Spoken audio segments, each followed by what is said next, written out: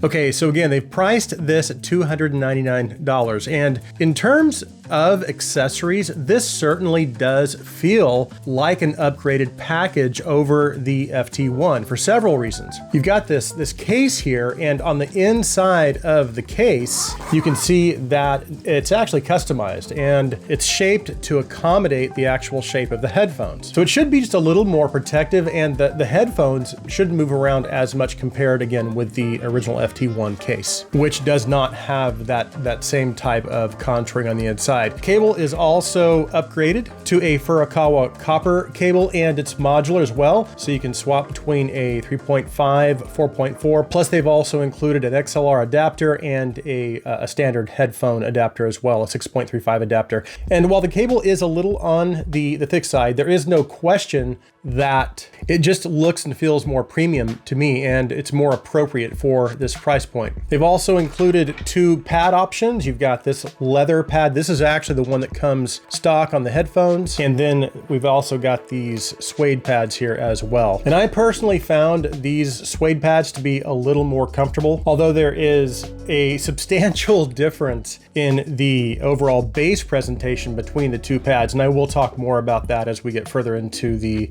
sound segment of the review. And I don't have them on the table, but they've also included a storage bag and a cleaning cloth as well. But I do feel like the Ft13 is, again, it's a clear step up over the Ft1 in terms of just its general build quality and comfort. And you can see they've kind of kept this the same wood ear cup, but they've opted for a glossy kind of purple finish, which I think it does look really nice. It has kind of a throwback look to it. The ear cups do tilt and swivel, and you can of course adjust the height of the headband. The headband itself, it's pretty comfortable. It's got some extra padding underneath, and it does seem to do a pretty decent job of distributing the weight of the headphones. It's not a suspension style strap, of course. It's got the spring steel headband, but it is designed pretty well. And while the padding, again, it's not super thick, but it is thick enough to avoid causing any discomfort. Clamp force is also just about right for my head size. It definitely feels better than the Para 2. Para 2 was just a little loose for me, and the Ft13 clamp force, I think, it's a little more firm, but but not too firm. It feels just about right to me. So I feel like they've done a good job overall with the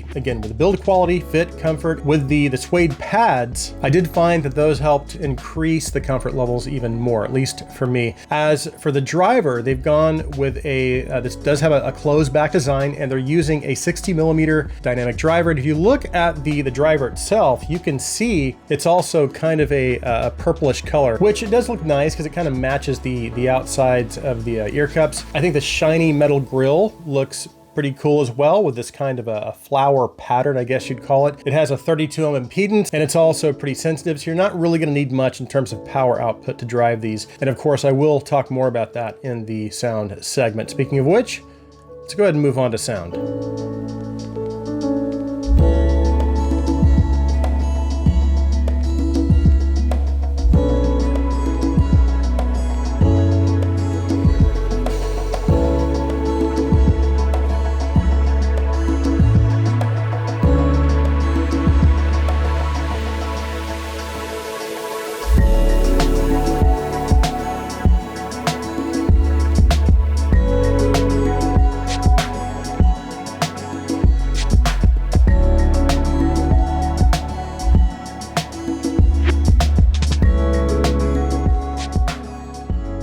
Okay, so just to touch on drivability again before we move on to sound, I had no problem driving the Ft13 even with my dongles like the Questyle M18i, the M15i, the Fiio QX13, the Ibasso Nunchaku, even the Ibasso Junior Macaron. This was able to drive these with its volume level. I think it was around 60%. And that 60 to 70% seemed to be pretty consistent with basically all the dongles that I tested. And then of course, I also tested this with several DAPs like the Ibasso DX340, the DX270 MK2, the Hibi R4 Pro Max, and lots of desktop devices like the Fiio K19, K15, K9 Pro ESS, Matrix Audio M2. I've got the Luxon X9 behind me and the X Duo TA32 as well. But again, of course, the purpose of me using those higher power devices was you're not going to need that much power. I was just trying to find the limits of the Ft13. So again, you'll be perfectly fine with a relatively low power dongle. But how does it sound? Well, it depends on which pads you use. If you want a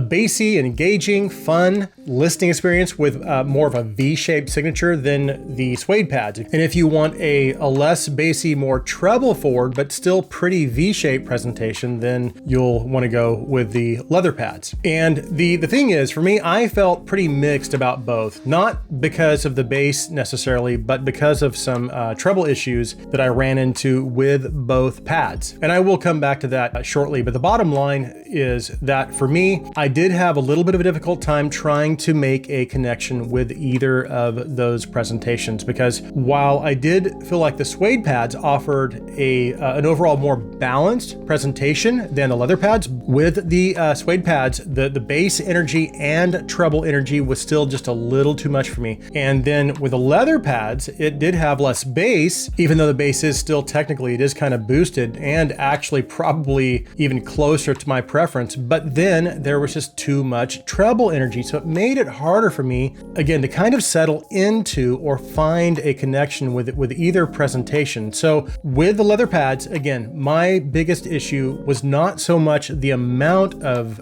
treble energy necessarily as much as it was just the overall treble presentation. It was just simply not really that refined. And it did edge very closely to sounding kind of harsh and even sibilant depending on the recording. And that problem with the treble is present with both types of pads. Probably just a little less noticeable with the suede pads. And unfortunately, because of the mounting system that they used with these particular pads, you're going to be pretty limited to the types of pads that you can swap these out with. But back to the leather pads, the treble is, again, it's a little too forward for me. Now, that extra energy does give the Ft13 a slightly greater sense of airiness, and I guess it could come across as sounding more open, maybe more detailed. And I definitely did feel that to a degree, but I just felt like it could at times, again, start to edge into sounding a little harsh. And I just didn't feel like cymbals and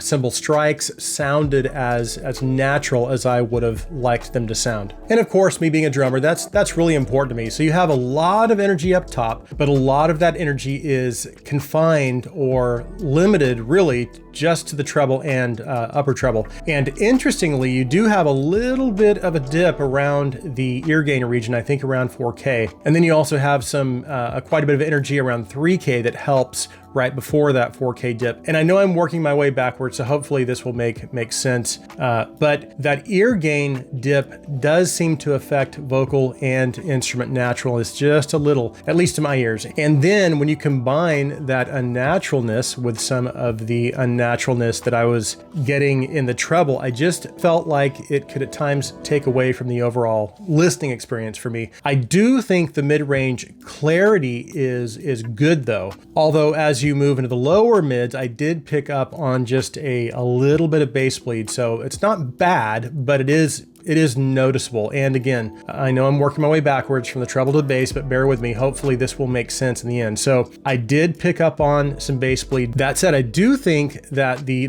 bass separation is good for this price point and for this tuning approach. You still have enough low, mid, and mid-range clarity and detail to avoid things sounding muddy or bloated. Now, one thing this driver does very well, is bass dynamics and slam. And the track Playing God by Polyphia comes to mind. The driver isn't super fast, but I do really think this driver does a good job at keeping things tight and relatively controlled in its bass presentation. And it's doing quite a good job in the extension department as well. Again, Playing God is great for testing a lot of things, but the bass gets really deep at times and it gives you this visceral feeling. And this driver translates that feeling really well. And to me, if there is anything that this driver does well, it is bass reproduction. So while we do have some issues up top, its bass presentation is actually exceptional for this price point. I just wish there was a little less energy in the top half of its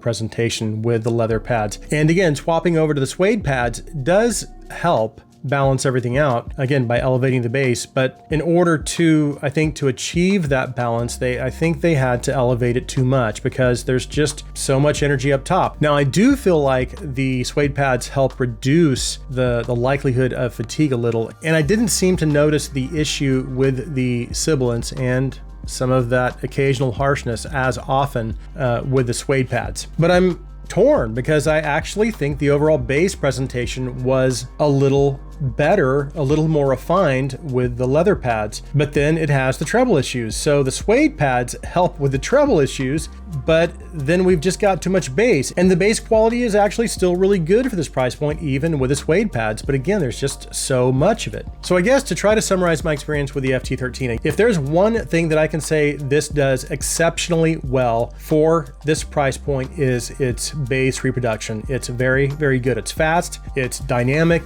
it's visceral. We've got good extension, you've got good separation, and it just gets a lot right in the bass department. But because of some of the issues in the top half of its tuning, it made it a little difficult for me to connect with my music at times. So that's me, but hopefully I conveyed this information well enough for you to be able to decide whether or not you think this might be a good fit for you. Now, I will also point out that from a design, build quality and accessories standpoint, Fiio always gives you more for your money, in my opinion, and the Ft13 is absolutely no exception. I love the case, I love the cable, the ear cup design looks really stunning, and I think overall this is just a solid package. And again, hopefully I've conveyed this in a way so that you can kind of make a decision for yourself as to whether or not this is a good fit for you. But I think that does it for this video. If you are new to Gazaudio and you like our videos, please take a minute and hit that subscribe button. And if you want to go a step further, you can also support us through our Patreon. I'll be sure and leave a link in the description. Thank you guys so much for taking the time to watch this review. Please like this video. Please share this video. I hope you have an awesome day.